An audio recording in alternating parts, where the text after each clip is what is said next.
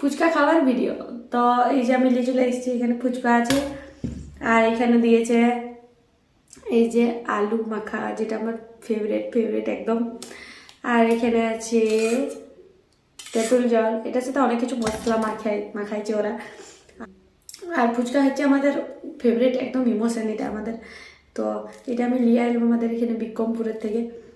তো আমি গেছিলাম বিক্রমপুর দিকে একটু, তাই ওইখান থেকে নিয়ে আসি। তো এটা খাইয়ে দেখি কেমন লাগছে, তোমরাও দেখতে থাকো। চলো, হাত দিয়েই ভালো আমাদের।